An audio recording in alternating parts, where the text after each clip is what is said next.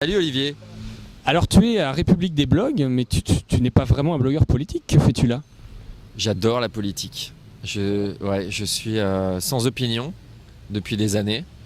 J'essaie de me forger une opinion politique depuis des années, j'y arrive pas, donc j'y travaille. Donc je viens régulièrement rencontrer des gens pour essayer de comprendre. Et j'ai en projet également une émission politique que j'aimerais animer un jour. C'est pas une blague. Non, c'est pas une blague. C'est pas une blague, monsieur. 1290 francs. Non, mais je voudrais vraiment faire une émission politique un petit peu comme Jon Stewart aux États-Unis dans le Daily Show sur Comédie Centrale. Et alors c'est pour t'entraîner que tu fais des interviews d'hommes politiques. Tu as interviewé tout récemment un homme politique, il me semble. Oui, alors j'ai interviewé François Hollande avant-hier, mais c'était dans le cadre d'une émission de Carl Zero. C'est l'émission qu'il fait sur AOL. Et il m'a demandé d'être un petit peu le blogueur de service. J'étais avec Nicolas Voisin de Newsblog et on a eu 20 minutes pour interviewer François Hollande. C'était un exercice pas facile. J'ai pas été excellent d'ailleurs. Mais c'est super bien de se retrouver face à ce mec-là et de s'entraîner à parler, et à poser des questions, à voir comment il répond. Et voilà. Je m'entraîne pour l'avenir. Bon, alors pourquoi tu as commencé à bloguer? Qu'est-ce qui a fait que tu t'es mis au blog? Je crois que j'avais besoin d'exprimer le plus profond de mon être. J'avais besoin de parler de ma sexualité. Mais non, là, t'es fou toi. Alors j'ai commencé à bloguer il y a 2 ans.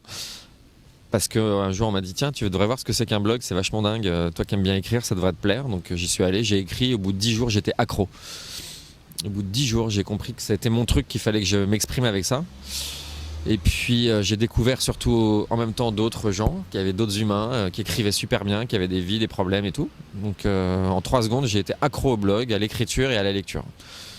Et puis au bout de 3-4 mois j'ai commencé à avoir 4-5 commentaires et tout, c'était bien. Et un jour, je me suis fait lemeuriser et tout a explosé. Alors donc tu as découvert que tu adorais écrire, mais tu as aussi découvert quand tu as commencé la vidéo que tu aimais bien la vidéo, parce que de la vidéo tu as l'air de complètement t'éclater. Tu es complètement fou quand tu fais de la vidéo. Ouais, je suis complètement fou, je suis complètement un autre être humain, à la fois homme et femme, à la fois chien et chat. Et ouais.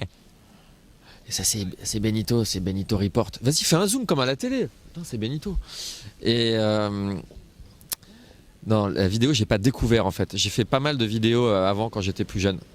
J'ai fait pas mal de théâtre d'improvisation avec des matchs, tu vois, où tu te prends des chaussons sur la tronche.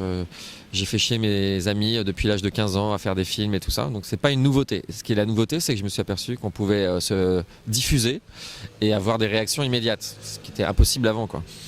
Et un jour, en voyant un show américain qui s'appelle Rocket Boom, j'ai dit je veux faire pareil. Voilà. Et j'ai fait pareil 15 jours après. J'ai acheté un drapeau et me suis filmé et je me suis éclaté et je continue à m'éclater. Alors tu viens de commencer la 2e saison de Bonjour America. La première avait fait un tabac, entre guillemets, aux États-Unis. Alors est-ce que tu espères que la 2e va avoir encore plus de succès outre-Atlantique et que tu vas avoir de plus en plus de fans américains? Et bien justement, ouais, j'aimerais bien maintenant traverser l'océan comme initialement prévu pour essayer d'avoir plus de fans américains. Donc j'y travaille. L'année dernière, je ne me suis pas du tout occupé de ça. Je ne suis pas allé bloguer là-bas. Je n'ai pas essayé de commenter chez des blogueurs américains. Là, j'en connais quelques-uns qui m'aident à essayer de faire connaître mon site. Donc ouais, c'est le but de cette année, c'est de traverser et de vivre au moins une expérience hallucinante. L'année dernière, l'expérience hallucinante, ça a été d'aller sur Canal, de rencontrer Sidney Pollack. C'est un truc de malade. Je voudrais vivre la même chose aux États-Unis. Je sais pas comment, si c'est 3 minutes dans un journal sur CNN ou je sais pas, un truc. Il faut que ce soit drôle. J'ai envie d'y aller là-bas pour ça, pour rigoler. Merci Vinvin. Ah bah c'est tout. Mais on était bien là, on discutait, on était entre amis. Pourquoi ça clignote comme ça? Ça clignote quand ça record? Ou alors il n'y a plus de batterie? Non, c'est bon, mais vas-y si tu as encore quelque chose à dire. Non, mais je dis j'embrasse tous les gens qui habitent l'île de Bréa et j'espère pouvoir m'y installer également un jour. Merci Olivier. Merci Cyril. Autre chose, Vinvin?